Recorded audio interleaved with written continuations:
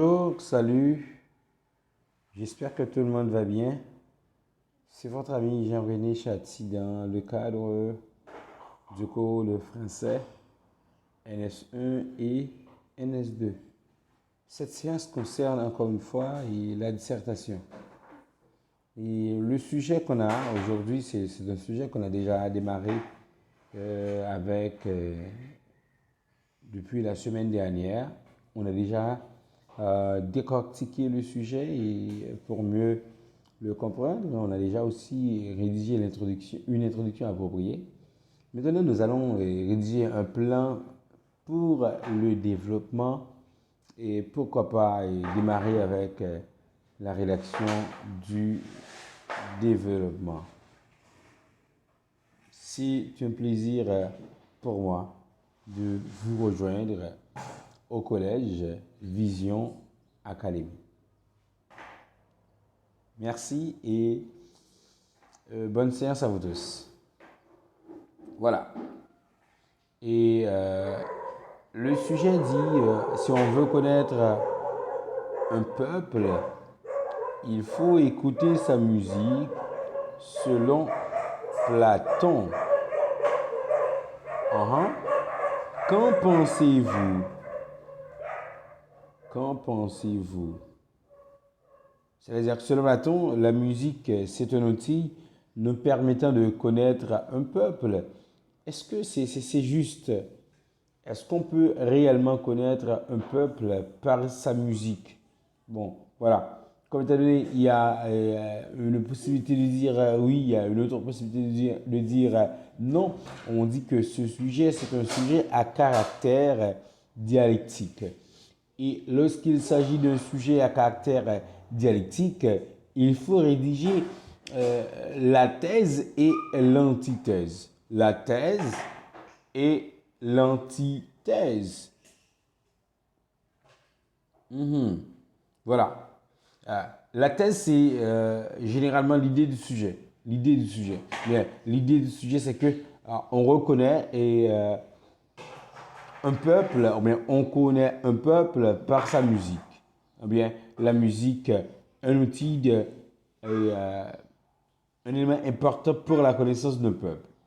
Bien, si c'est pas un outil important, mais c'est l'outil, c'est l'unique outil selon le sujet. Alors, on connaît un peuple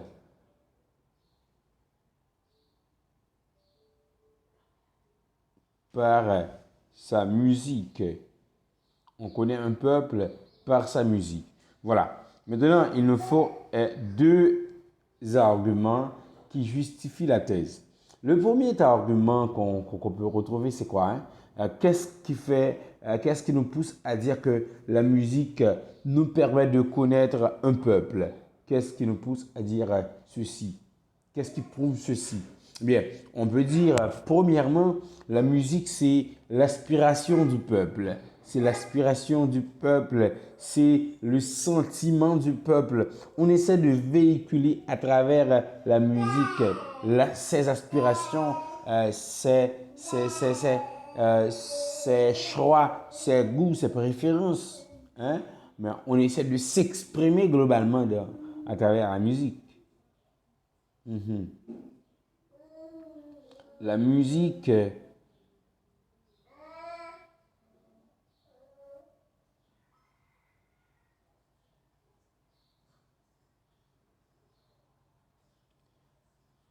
on exprime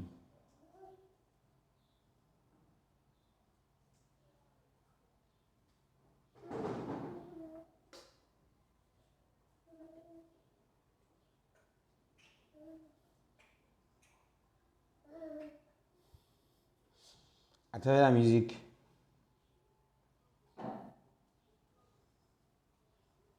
Je pourrais dire, elle nous permet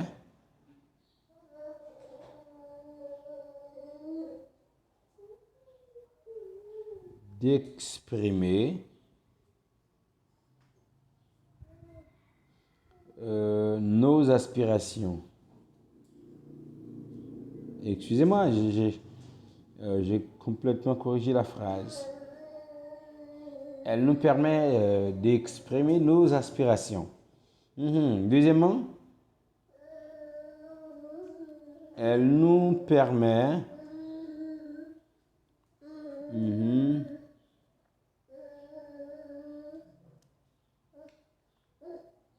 d'exprimer nos vécus. Nos vécus. Ce qu'on a vécu, ce qu'on a connu à travers le temps. Bien, nos vécus et nos sentiments.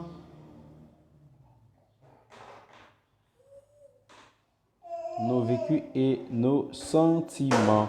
Voilà. Et pour maintenant, essayons de voir l'antithèse.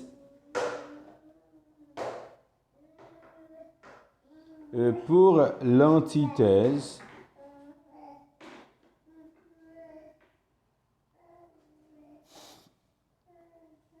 maintenant, pour l'antithèse, on doit essayer de présenter les limites de la musique. Oui, la musique nous permet de connaître certaines facettes d'un peuple, mais la musique est insuffisante pour connaître un peuple globalement. La musique est insuffisante.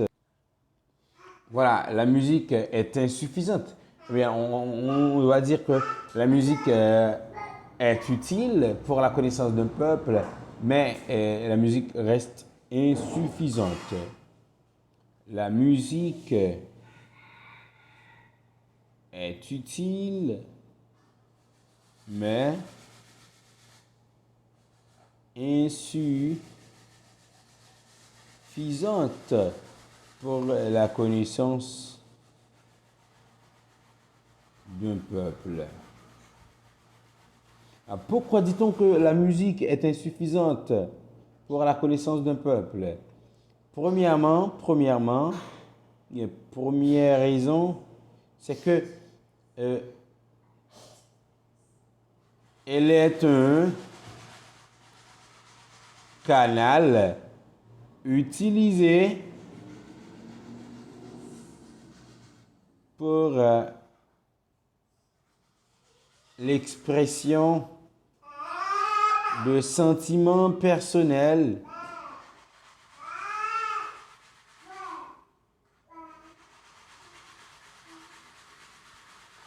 des artistes.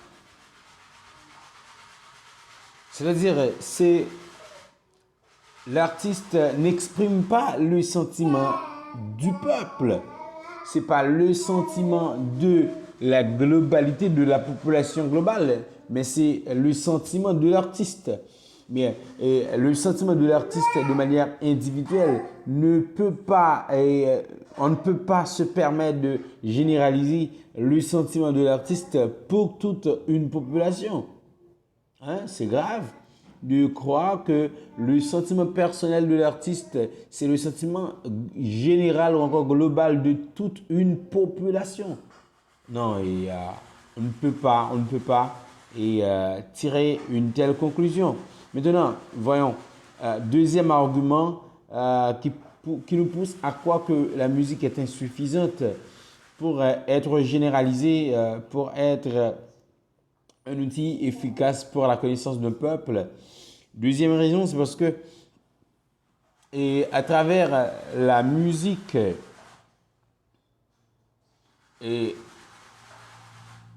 non seulement c'est le sentiment personnel de l'auteur, mais de l'artiste. Parfois, la musique exprime des choses totalement différentes de la vie quotidienne.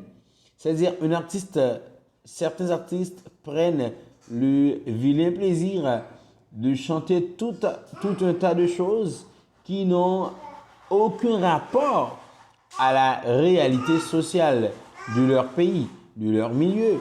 Eh bien, comment peut-on se fier à cette musique afin de connaître un peuple?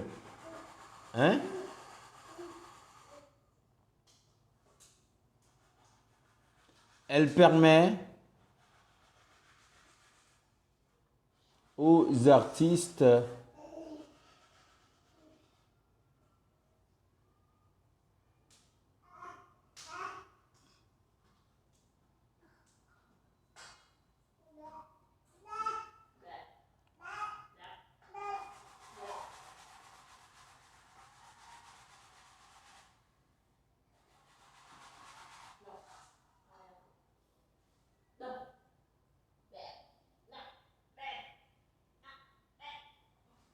aucun rapport à la réalité sociétale. Mais voilà, si la musique n'a aucun rapport avec la réalité sociétale, mais comment peut-on se fier à cette musique-là afin de connaître un peuple donné? C'est une grave erreur de croire que une musique, c'est obligatoirement l'expression de la société. C'est extrêmement grave parce que dans la majeure partie des cas, les artistes expriment des réalités qui sont totalement différentes de la réalité nationale. Voilà un plan approprié à ce sujet. Mais écoutez, mes chers amis, à partir du plan, on peut rédiger une conclusion, mais c'est pas nécessaire. On peut d'abord rédiger le développement. Comment rédiger un développement? Un développement, d'ailleurs, c'est la partie qu'on appelle le corps du devoir, le corps de la dissertation. Et le développement est constitué de